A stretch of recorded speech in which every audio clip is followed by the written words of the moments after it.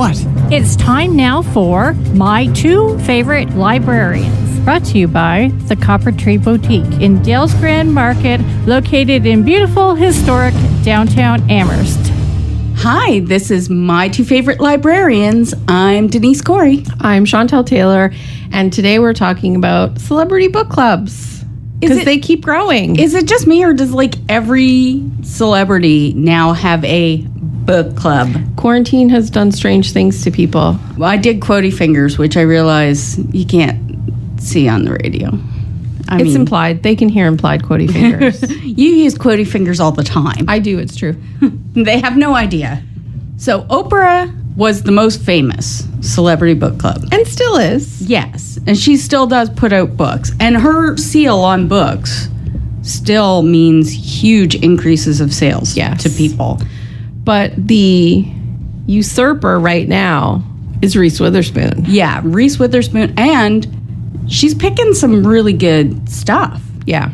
Her book club is called Hello Sunshine. It launched in 2017. Since then, she's picked 41 books, most of which have gone on to be huge bestsellers. And her first pick was Eleanor Oliphant is Completely Fine by Gail Honeyman. One of our faves. Yeah, you and I both love that book. We Not because of Reese Witherspoon either. No, but I mean, obviously, she does have a good eye for selection because I loved that book. I will say, just to bring Reese down to size, there was she is something like 4 feet tall, so there's that.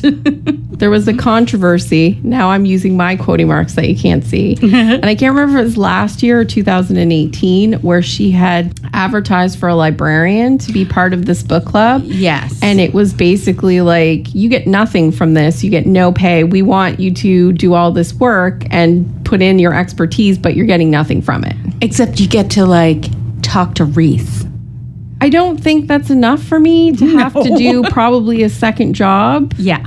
It was a lot of librarians were come on, you're doing a great thing here. Don't we deserve to be paid for our work? Yeah. Yes. However, on the other side of that, she's now gone into YA as well. Mm-hmm. There's a YA selection. And did you know that one of her recommendations was Daisy Jones and the Six by Taylor Jenkins Reid? I did. Which is a book that we're going to be doing in our book club. All the books come with her sticker on them. Of course I knew. You just didn't notice it. I didn't notice it, no. We're going to be doing that for our My Two Favorite Librarians virtual book club on September 21st. Ooh. Exciting. Do we count as a celebrity book club? No. We're celebrities, right? No.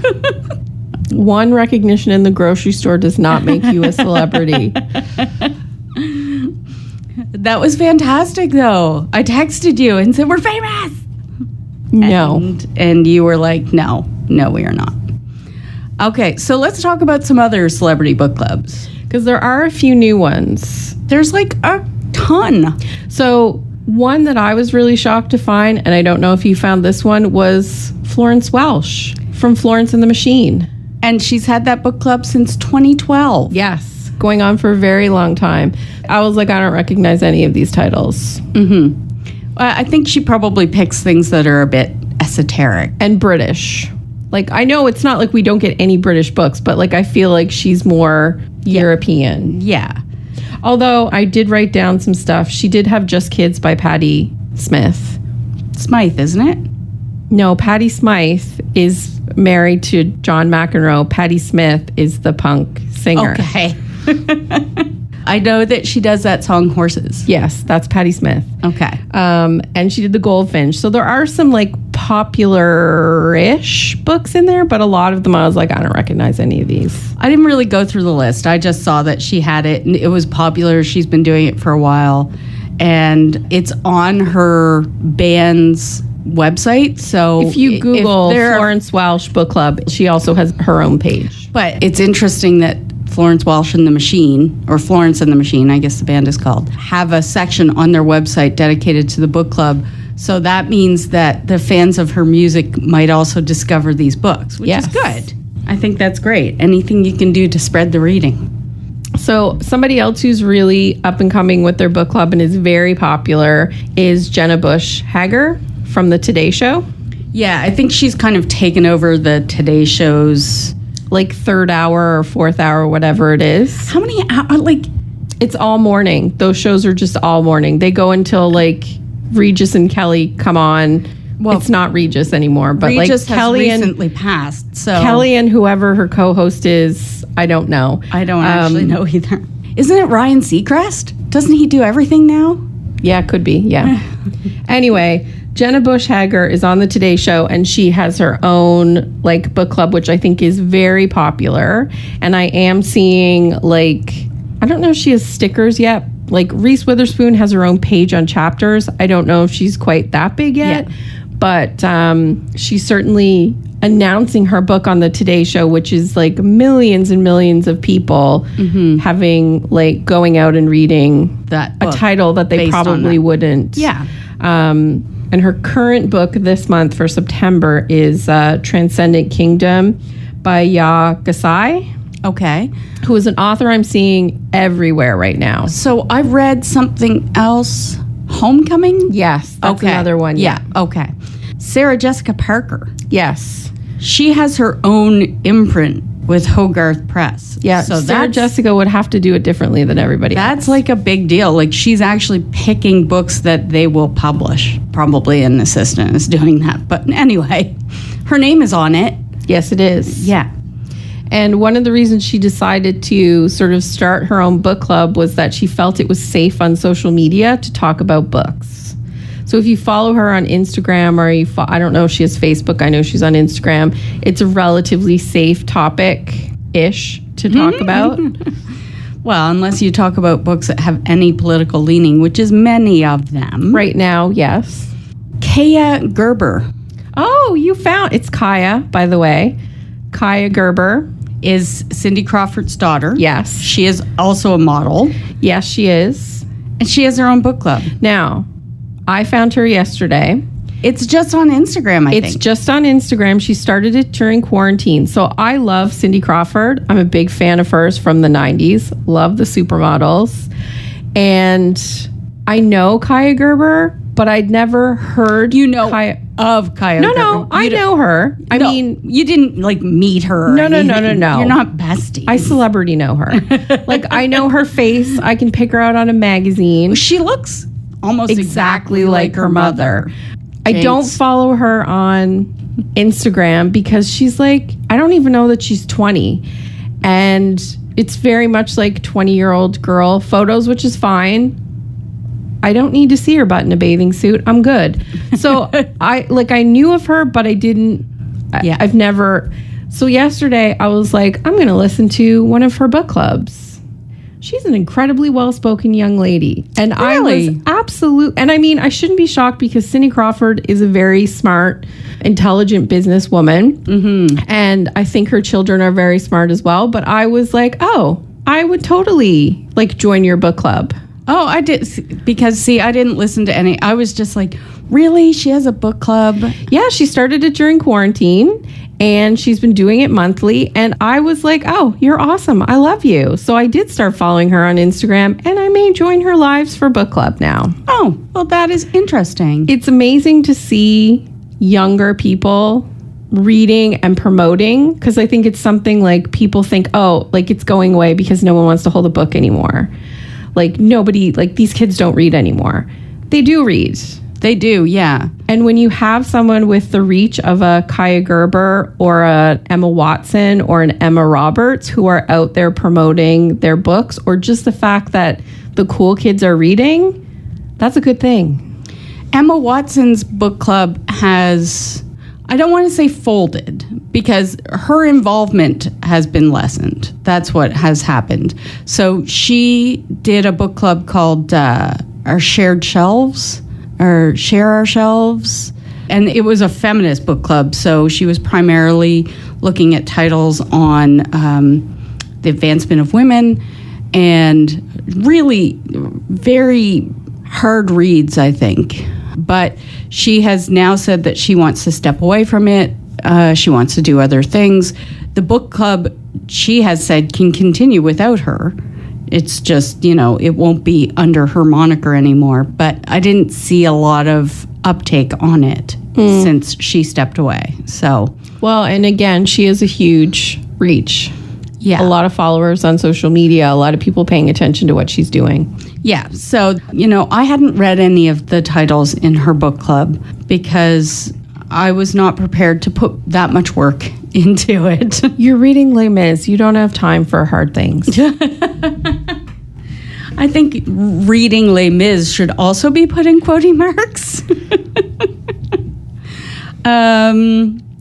Who else was I thinking of? I didn't write them down. Oh, Emma Roberts. Emma Roberts, yes.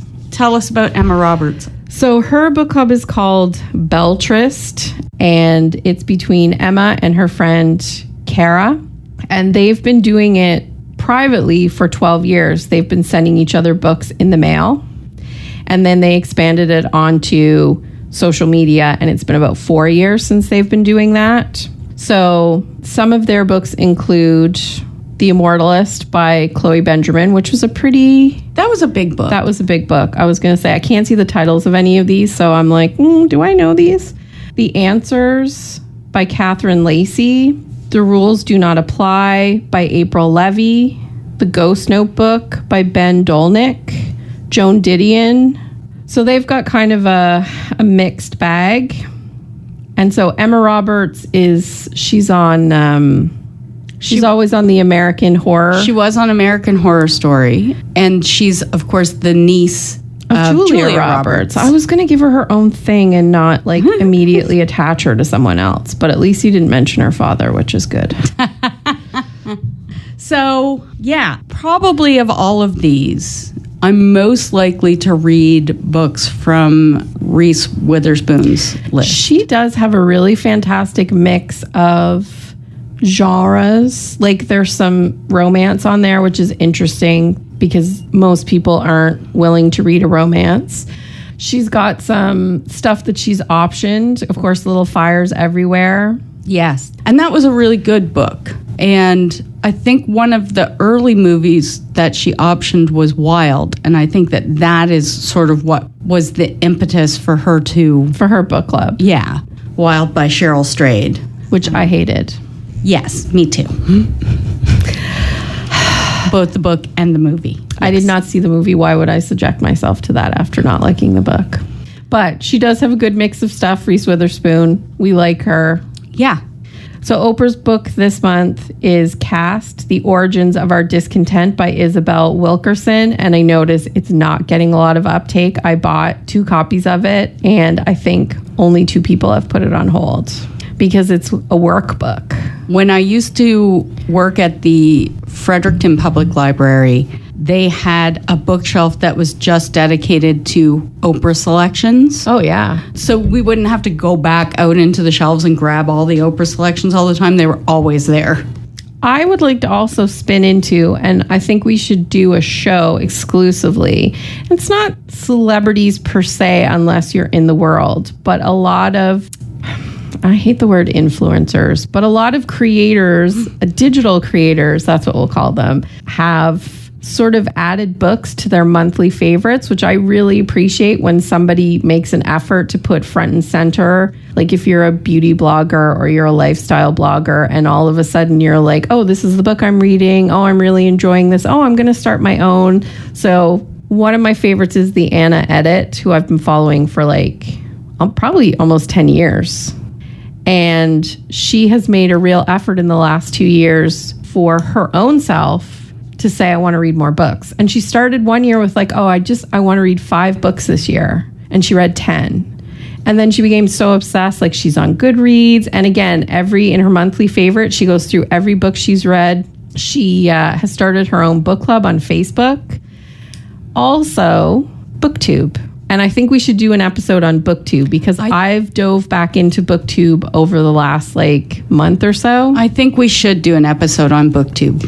So And- look for that in the future. Yeah, and for people who may not know that term, BookTube is basically people who are creating content that's strictly about books. So it's book reviews, it's book hauls, it's books they want to read. And it's called BookTube because it's primarily on YouTube. Yes. And so like there's FlossTube, which is about people who want to stitch. Like those are just two that I know because it's two that I watch.